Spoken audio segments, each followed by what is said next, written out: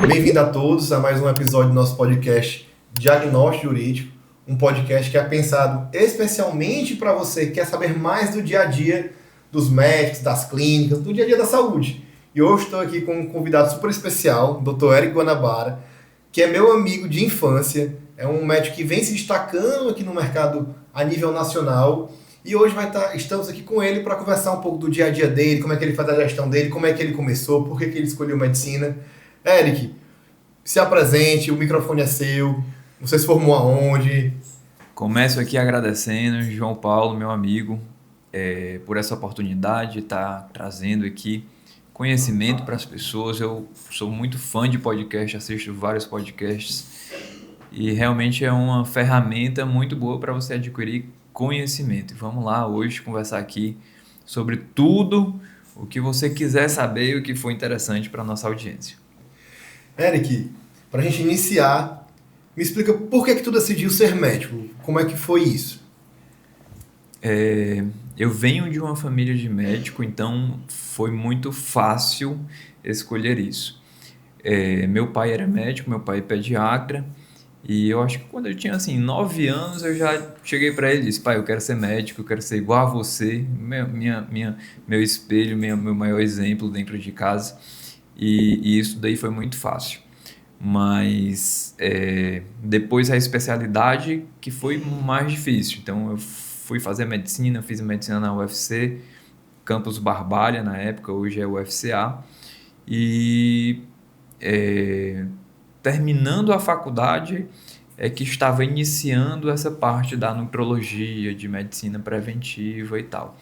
Exatamente nesse mesmo período eu estava entrando no internato ali, meu 4º ano, foi quando meu pai veio a falecer. Então isso despertou em mim uma questão muito grande pela medicina preventiva, que eu vi uma oportunidade grande dentro da nutrologia de trazer isso, de buscar a solução de tratar o problema antes dele chegar, tratar o problema na raiz dele, antes que tenham as consequências que a gente conhece, como a hipertensão, uma doença cardiovascular, diabetes, tudo isso. E está muito associado também à obesidade, né? Então a obesidade é um dos maiores problemas do mundo hoje, e o nosso foco em consultório é muito em tratamento de obesidade. Então, quando teu pai faleceu ali, ele faleceu em decorrência de quê? Ele faleceu após uma troca de uma válvula mitral no coração. Depois foi uma complicação pós-cirúrgica. Então tu acha que estava muito ligado a estilo de vida? Sim, Aí, sim. Hoje, quando a gente vai olhar os exames que ele tinha na época, eram vários marcadores inflamatórios que na época a gente não sabia: ácido úrico alto, homocisteína alta, ferritina alta, todos os marcadores inflamatórios que aumentam o risco cardiovascular. Atividade física, não tinha um estilo de vida tão legal, a dieta fazia o que ele achava que poderia ser bom, mas que hoje a gente sabe que poderiam ter outras coisas ali que teriam talvez salvo a vida dele, né? então, infelizmente com esse fato, né, tu conseguiu ter um norte. Sim. E hoje traz mais saúde, qualidade de vida para... O teu intuito é esse, trazer mais saúde, qualidade de vida para os teus pacientes, para tentar tratar doenças, possíveis doenças que venham a acontecer no futuro hoje, né? Preventivamente. Isso, exatamente. Nosso foco é total em prevenção de doenças e longevidade. Mas diante disso, geralmente a gente inicia o tratamento com o tratamento da obesidade, que mais de 50% da população está com excesso de peso. A perspectiva é que no Brasil tenham 30% da população com obesidade em 2030, então assim, é um número alarmante. Hoje já tem 25% quase. E aí a maioria das pessoas estão realmente com excesso de peso, um excesso de gordura no corpo, uma gordura que inflama o restante do organismo e acaba aumentando o risco de diversas doenças. No teu consultório tu sente isso? A maioria dos teus pacientes eles já te procuram estando acima do peso. Sim, E aí isso vai desencadeando, se não tratar, né, se não trouxer uma qualidade ali, outros problemas na vida dessas pessoas. Então tu trata a obesidade, né, esse excesso de peso, e isso, vai tratando aí, e vai melhorando a qualidade de vida dessa pessoa. isso.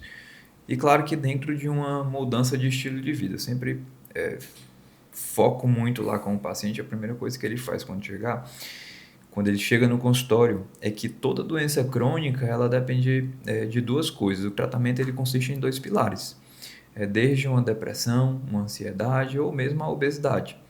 Em tratamento medicamentoso, ou às vezes com alguns suplementos, num pilar, e o outro pilar é a mudança do estilo de vida. Então, uma pessoa que tem ansiedade, se ela começa a fazer atividade física, tem uma dieta equilibrada, melhora o sono dela, dorme no horário correto, consegue gerenciar o estresse, faz uma meditação, alguma coisa, vai para terapia, isso daí é um pilar que ela vai estar tratando a ansiedade dela. E de um outro lado, o uso de medicamento. Muitas vezes é interessante o uso do medicamento. Nesse caso da pessoa com ansiedade, no início ali do tratamento, ela tem que melhorar os sintomas e tal. Algumas pessoas vão realmente precisar do medicamento por mais tempo, mas tem sempre que mudar o estilo de vida, porque senão ela não consegue se livrar do medicamento. E dessa mesma maneira acontece com a obesidade. Então, se você começa um tratamento ali de obesidade, mudando o estilo de vida, mas muitas vezes a pessoa não tem um resultado tão bom no início, ela desiste. Então, o medicamento ele está ali para ajudar a dar aquele start, para que a Inicial ali. pessoa consiga ter mais resultado, que ela consiga começar a ver que é possível e ter uma mudança do estilo de vida, porque é a mudança do estilo de vida que vai fazer com que ela mantenha bem o peso e que ela melhore todos os marcadores dela, enfim, né, que ela Até tenha. porque se ela não mudar o estilo de vida dela, né, volta, né? E ela vai ficar sempre Isso. dependente ali do medicamento. E a gente sabe que a medicina, ela não é de resultado, não é uma atividade de resultado, ela é de meio. Uhum. Além de que não é o médico, ele é um elo ali para conseguir chegar naquele tratamento, mas o mais importante é o paciente querer, Sim, né? É o paciente se dedicar, talvez aí seja um elo muito importante, talvez o mais importante, mesmo sabendo que às vezes você faz o mesmo tratamento em duas pessoas diferentes e que façam as mesmas coisas, não chega no mesmo resultado, uhum. porque cada corpo pode reagir de uma forma diferente. Mas se o paciente não se dedicar, não mudar o estilo de vida, não melhorar a alimentação e ficar só no medicamento ali, provavelmente ele não vai chegar naquele resultado, né? Isso, exatamente. Exatamente. E tem um outro fator que eu coloco no meio desses dois pilares. Eu sempre falo para o paciente, é uma gangorra. Quanto maior o seu estilo de vida, melhor o seu estilo de vida, menos medicamento a gente vai precisar e por menos tempo. Agora, quanto pior o estilo de vida, mais Mais medicamento medicamentos, e sim. mais suplemento a gente vai ter que manter para você conseguir manter o seu peso ou conseguir manter a sua pressão funcionando bem.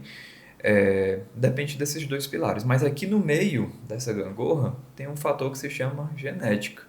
Então, tem algumas pessoas que, mesmo tendo um estilo de vida legal, elas ainda vão precisar da ajuda de um medicamento para manter aquele peso. Outras pessoas não, melhorou o estilo de vida, já consegue ali manter aquele peso. Mas o fator genética ele é fundamental, tanto na obesidade como em outras doenças também. Eric, mas falando agora do teu dia a dia, assim, como é que é o teu dia a dia? Da parte assim burocrática da clínica, a parte financeira, a parte de gestão da clínica. Como é que funciona? Tu tem empresas que te auxiliam, tu tem ali consultoria externa, como é que funciona o dia a dia da clínica nesse sentido? Bom, vamos lá, vamos iniciar a história do começo então. Eu me formei em 2016 e aí eu tive uma sorte na minha família também, meu irmão já está na área da nutrologia, o Fernando, e eu já conhecia através dele, porque naquela época eu estava terminando a faculdade e ainda nem conhecia essa nova especialidade que estava surgindo ali na medicina. Então eu já terminei a faculdade, já fui fazer algumas pós-graduações na área de longevidade, fiz ortomolecular, nutrologia, enfim. No total foram 7 pós-graduações nesse período de 8 anos. Todo ano eu fazia alguma, umas 4 em São Paulo, uma no Rio de Janeiro, outras 2 eram online. Essas especializações geralmente são online, é presencial? Presencial, as 4 que eu fiz presencial em São Paulo, 2 online na época da pandemia e uma no Rio de Janeiro, que foi a de ortomolecular. Então, isso veio me dando um embasamento na área de prevenção de doenças, na área do tratamento da obesidade também. E quando foi em 2017, 2018, eu iniciei os atendimentos em consultório. No início de 2019, eu abri minha primeira clínica, que você conheceu, uma clínica pequena ali, de 70 metros quadrados. Eu acho que o primeiro atendimento que eu fiz contigo, com um paciente, eu acho que foi até no São Mateus. Acho que aquela clínica era do... Era do meu irmão ainda. Do teu irmão, né?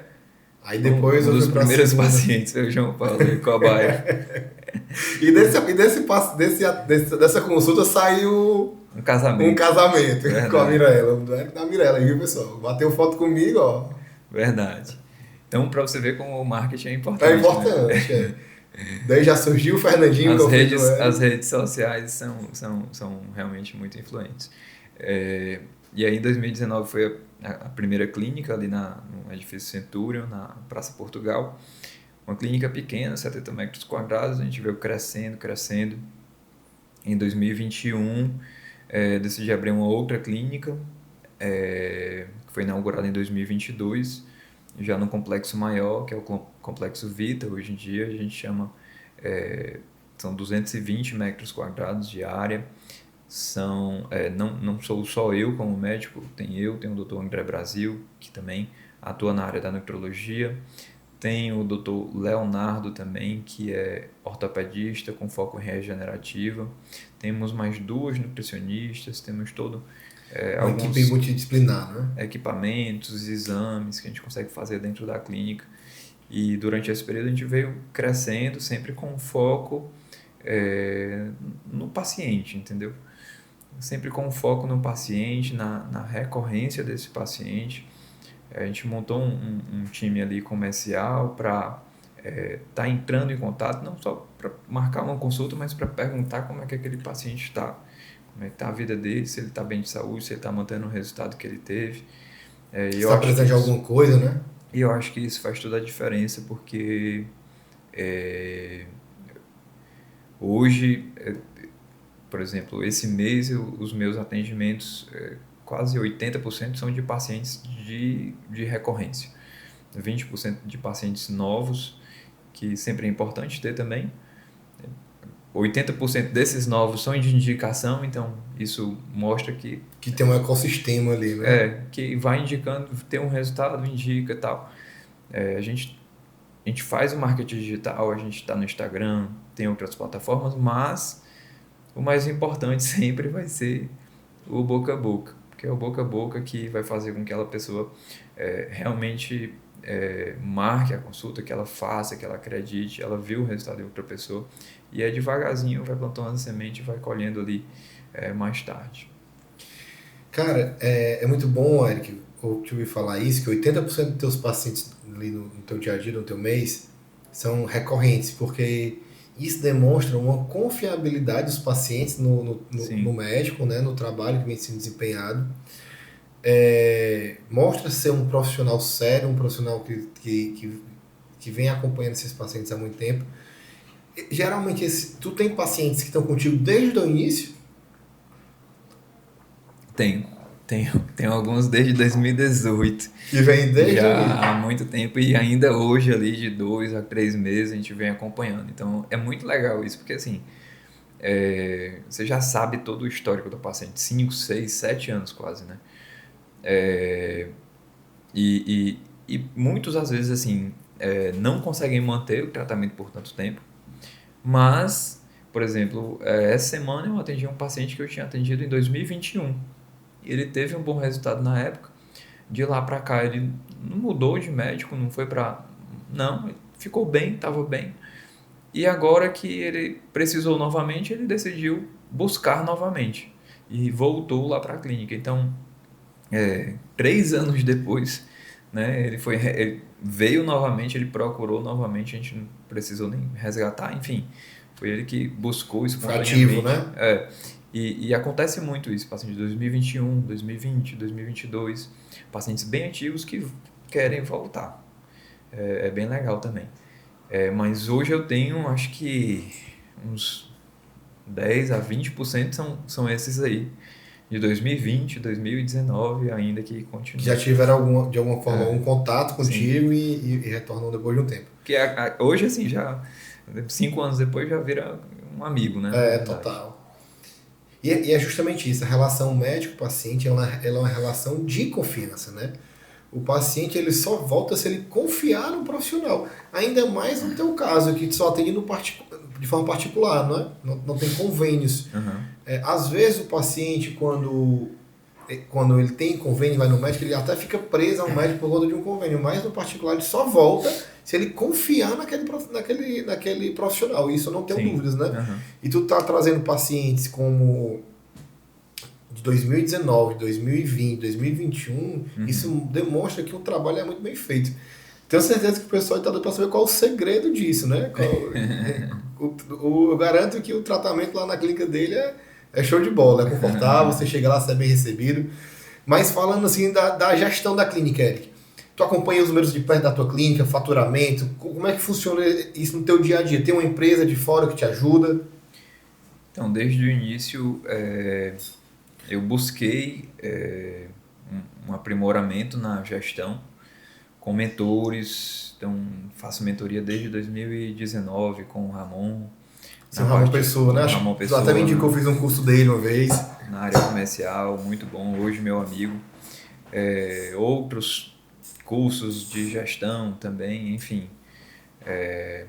Mas que a gente sabe que gestão nunca você sabe de tudo. Sempre vai ter ali alguma coisa que melhorar. E eu acho que isso é o mais importante. Certo. Sempre entender que é melhoria contínua. Todo mês a gente pode melhorar alguma coisa no atendimento dos nossos pacientes. Hoje a gente tem algumas pessoas só para acompanhar o tratamento do paciente. Se ele está precisando de alguma coisa, como é que está a evolução dele. Então, hoje alguns pacientes fazem tratamentos semanais lá na clínica e a gente acompanha semanalmente a bioimpedância dele. Então, tem uma equipe só para acompanhar que, se o paciente não tiver um resultado interessante, ela vai me alertar e aí eu vou chamar ele para dar uma bronca nele, entendeu? Ver o que é que está acontecendo, se é a atividade física, se é a dieta, se é o medicamento que ele não está... Enfim, tentar mudar antes que ele termine o tratamento ou que ele abandone o tratamento, entendeu? Com certeza. E aí eu acho que isso faz muita diferença também, esse acompanhamento e esse relacionamento de perto. A grande maioria dos pacientes vai ter... eu tenho um número que é só para os pacientes, então muitas vezes, final de semana, eu estou respondendo alguma dúvida dos pacientes que estão em tratamento, para que realmente ele se sinta acolhido dentro da clínica, dentro do nosso tratamento, que ele sinta confiança, que ele sinta que ele realmente está sendo assistido da maneira que ele merece. Eric, lá na tua clínica, todos os teus pacientes também, me falou no início que tu tinha uma equipe multidisciplinar, não é? Todos os teus pacientes, eles passam pela nutrição também? Sim. A grande maioria, 70%. 30% vão ter ali um outro nutricionista que eles já gostam, que eles já vêm sendo acompanhados. Mas eles são assistidos por algum nutricionista no tratamento, não é? Sim, com certeza.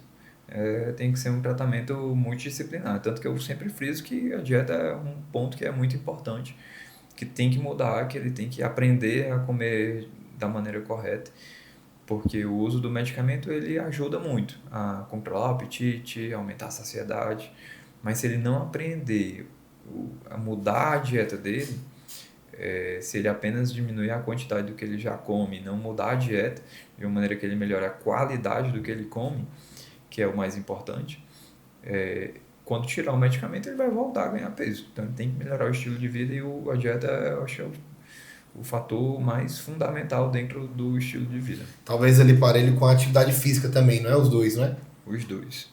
Mas a dieta ainda, acredito que ainda mais. Se fosse para escolher, para fazer um dos dois, a dieta, né? É interessante que eu tenho 2 casos de pacientes que que foram bem interessantes, porque eles voltaram depois de 1 ano e meio, mais ou menos, um homem, no caso, e a outra mulher. O primeiro homem voltou depois de 1 ano e meio, e aí, mesmo sem medicação e tudo, ele conseguiu manter o peso, tinha um reganho só meio quilo, ele tinha perdido 15 quilos em um período de 2 a 3 meses e reganhou meio quilo. E aí eu perguntei pra ele, como foi que tu manteve isso daqui? Tá fazendo dieta, atividade física e tal, como foi? Ele, não, doutor, eu não fiz nada de atividade física, acredita, realmente eu fiquei surpreso, que a genética dele, várias irmãs já fizeram bariátrica, enfim,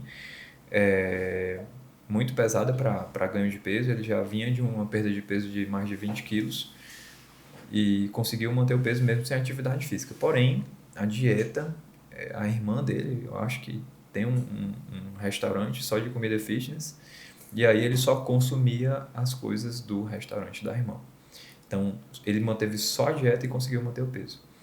Já teve um outro caso que era uma mulher, ela reganhou também 2 quilos, mesmo caso parecido, mas a dieta ela não conseguiu manter muito bem, porém a atividade física ela manteve o foco, manteve muito bem o foco. Então, não dá para tirar os dois, Os entendeu? dois, De uma sim. vez e tirar o medicamento também, porque o reganho de peso vem com certeza. Eric, e uma pergunta, uma curiosidade, como é que tu consegue dar conta, assim, tu é casado, tem um filho, eu vejo que nas tuas redes sociais, a gente conversando também, dá muita atenção pro Fernandinho, sempre tá com o Fernandinho, leva pro colégio, coordena o comercial da tua clínica ali na parte de marketing, sempre te vejo fazendo lives e tal, atendendo o consultório. Como é que tu consegue dar conta disso tudo? Como é que tu consegue ter um dia com mais de 24 horas? Assim, eu acho que você tem que ir construindo o seu tempo. Às vezes tem paciente que chega e ele trabalha de noite, né? Eu digo, isso daí não é o ideal para ti. Mas não quer dizer que você tem que chegar amanhã e pedir demissão. Mas você tem que entender o que é o ideal. Então, eu entendi o que era o ideal para mim. Então, desde o lugar que eu moro para onde está a clínica, foi tudo planejado para que eu tivesse um pouco mais de tempo e conseguisse passar mais tempo, ter tempo para atividade física e tudo. Então, eu moro no Eusébio, mas a nossa clínica hoje é na Washington Soares, porque eu ia economizar ali em torno de 30 minutos, então eu já mudei a clínica para lá, para que eu pudesse ter um pouco mais de qualidade de vida, fazer atividade física de manhã, eu sempre gostei muito. Então hoje eu faço atividade física de manhã, depois vou para o consultório, já começo no consultório no horário que é ali em torno de 9h30, 10 horas, que eu já consigo não entrar no trânsito. Então é uma construção também, porque você vai construindo e aí só de trânsito eu economizo mais 30 minutos. Minutos, né? Já volto também para casa no horário que não tem trânsito, que aí eu também economizo tempo nisso. Então você tem que ir construindo, entendeu? Não é de uma hora para outra, para ir sobrando tempo para o que é mais importante, que eu acredito que é a família. Com certeza. Eu vejo ali, tu leva, pelo menos algumas vezes por semana, leva o Fernandinho pro colégio, leva os outros amigos dele pro colégio também, né? A turma toda, É os primos. os primos dele ali. Cara, e a gente já tá chegando no final, mas eu queria, se tu fosse fazer alguma coisa de diferente do que tu fez, de como tu fez, de como tu construiu a tua trajetória, o que é que tu faria de diferente e qual a dica que tu pode dar pro cara que tá ali se formando em medicina agora, que tá em dúvida, tá no último ano do internato ou recém-formado? Eu acho que fazer de diferente eu não. Porque quando você pensa quem você é hoje, é dependente de todas as circunstâncias que foram antes. Então, eu acho que eu não faria assim nada bem diferente, assim, as escolhas principais. Talvez um ponto aqui, outro ali. Mas a dica que eu dou para quem está se formando hoje, para quem está iniciando aí na área, é de acreditar, de estudar muito. Meus primeiros 2, 3 anos ali na área realmente foi muito difícil. Muito estudo, poucos atendimentos, mas que sempre o foco em melhorar a vida do paciente, em ter um atendimento, em ser empático também no atendimento, construir relacionamentos também que vão ser importantes, construir relacionamentos mesmo de pacientes que muitas vezes são amigos, já viram até fãs e tal, Sim. indicam e tal, e isso daí eu acho que faz toda a diferença. A pessoa que decide virar médico, que para mim realmente tem que ser uma vocação, ele vai ser um eterno estudante, né? A medicina de hoje não é a mesma medicina de 10 anos atrás, que não é a mesma de 20 anos atrás. A cada dia a medicina evolui e eu acho que é a área que mais evolui com mais velocidade. Sim. Né? Então, se você não estiver estudando, se você não estiver se atualizando, participando fazendo especializações, participando de congressos, você realmente acaba ficando para trás ali ou desatualizado. Então, é importante sim que o médico esteja sempre atualizado, estudando, que você sempre seja empático com o seu paciente, que você atenda o seu paciente, porque você pode até estar fazendo aquilo todo dia. Mas muitas vezes, para o paciente, é uma chance que ele tem ali, ou ele está com algum problema para estar procurando um médico, ele está sensível. Então, quando o médico ele é empático, você traz um bem-estar para o paciente, mas também evita um problema. Sim. Né? Eu sou advogado especialista em direito médico, que todo mundo já sabe, e eu vejo que a maioria das ações desaguam em processo de suposto erro médico, mas na grande maioria não houve nenhum tipo de erro. O que houve ali foi algum tipo de chateação do paciente por algum motivo com o médico, seja uma falta de comunicação, seja às vezes porque foi grosseiro, enfim, por algum motivo, e acaba desaguando numa ação de suposto erro médico, porque é a única forma que o paciente às vezes encontra de processar ali Sim, de chamar a atenção ali e tal. De chamar a atenção. Então, e não só do médico, mas de toda a equipe, né? De toda a equipe. Até tem um relacionamento bom com o médico, mas se a recepcionista não fala bem com o paciente, ele pode ficar com raiva ali e tal. E isso é muito importante que tu tá falando. Muitas vezes a equipe do médico, a recepcionista, a secretária, tem mais contato com o paciente do que o próprio médico. Então eu já tive casos aqui no escritório de processos que eu defendi o médico que iniciou por conta da secretária. E esse caso é engraçado, que a secretária ela ficou muito amiga da paciente, pediu uma cortesia para uma festa para a paciente. A paciente não deu essa cortesia porque não tinha, enfim, e aí começou uma briga generalizada. Quando eu vi, cara, a paciente processou o médico. Começou uma briga generalizada por conta disso. Então, os médicos, isso é uma dica que eu sempre dou, o médico, a médica, os profissionais da saúde, eles têm que ter uma equipe especialistas, treinadas. Sim. Não uma equipe amadora. Eu vejo muito os médicos, eu estou contratando minha secretária porque é filho de um amigo do meu pai lá do interior, que eu contratei para ajudar. E não pode ser assim. Tem que ser realmente uma pessoa treinada.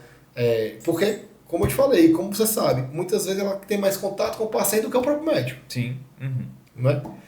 E lá na clínica, a gente, assim, acho que mais de 50% da minha equipe está aí pelo menos há uns 4, 5 anos. Então já conhece a maioria dos pacientes, sabe lidar com os pacientes, é importante. E já mandei para treinamentos e tal, enfim, né, para sempre entender e saber como se relacionar. A gente faz treinamentos internos também na clínica de vez em quando para explicar para elas como é que tem que se relacionar. Mas, como eu te falei, todo dia é melhoria contínua, sempre vai precisar melhorar. Tu tem reuniões com a equipe constantemente? Gestão, conversar e tal, sobre os números, sobre como foi o atendimento, reclamação de paciente? Antes, quando a clínica era um pouquinho menor, eu fazia uma reunião a cada 15 dias com a equipe toda, ou a cada mês, ou a cada semana, quando tinha uma equipe ali de 4, 5 pessoas. Hoje, a gente tem uma gestora na clínica e ela fica mais na frente com a equipe inteira. Eu tenho essas reuniões quase diárias com ela, mas com a equipe inteira a gente tem pelo menos uma vez no mês, reúne toda a equipe e aí a gente fala sobre vários casos. Muitas vezes eu explico sobre o tratamento. Então, há pouco tempo a gente fez tratamento com toda a nossa equipe. A gente fez tratamento para emagrecer, inclusive eles perderam 30 quilos juntos, né? Juntando os quilos perdidos, foram 30 quilos que a gente perdeu em 45 dias da nossa equipe. E elas entendem o que é que os pacientes passam também, dentro de um tratamento, quais são as sensações, o que é que pode ter de efeito colateral, quais são as perspectivas que pode ter ali, que tem um resultado ou não tem, o que é que faz a diferença, e isso daí ajuda muito elas a conversarem melhor com o paciente, a entender o que é que ele está precisando naquele momento. E isso é legal porque o fato da equipe ter emagrecido junto ali, né? Isso traz uma autoestima para a equipe e acaba trazendo uma motivação a mais para a equipe, né? A equipe trabalha mais motivada, busca melhorar a qualidade de vida, como a gente está conversando aqui, melhorar a alimentação, chega mais animada na clínica, no dia a dia. E o principal, que é o que tu falou, eles passam a entender o que o paciente passa. Eu acho que esse é o principal ponto e o que mais tu tem a ganhar fazendo esse tipo de trabalho com a tua equipe. Eric, a gente está chegando ao fim do nosso episódio. Eu queria agradecer a todos que estão aqui com a gente, mas muito obrigado por ter aceito o nosso convite, estar aqui compartilhando informação com o nosso público. Deixa aí os teus contatos, como é que as pessoas te acham, qual é o teu Instagram, se no Instagram já tem algum link lá para te encontrar. Se tiverem alguma dúvida, pessoal, pode mandar, que a gente vai estar respondendo as dúvidas. Eu que agradeço, é uma oportunidade muito grande estar aqui dividindo alguns minutos aí com você. E assim, a gente tá lá no Instagram, Dr. Eric Guanabara, Dr. Eric Guanabara. Lá tem alguns links que você pode entrar em contato com a nossa equipe. E é muito bom tá aqui conversando um pouco aí sobre qualidade de vida, sobre gestão e sobre jurídico também, né? Com certeza. Quando a gente fala em entregar resultado, de acompanhar o paciente, a gente está falando de precaução jurídica. Também. Eu acho que vários pacientes que às vezes chegam reclamando de outros médicos, enfim, fez uma cirurgia, fez alguma coisa, geralmente é por falta de empatia, falta de comunicação muito grande, entendeu? Ou entre a equipe ou o médico também, que não teve uma comunicação tão boa ali com o paciente. Não teve aquela acessibilidade, né? Cara, mais uma vez, obrigado. Obrigado a todos vocês que estão nos acompanhando. Não deixem de nos seguir nas nossas redes sociais e até a próxima.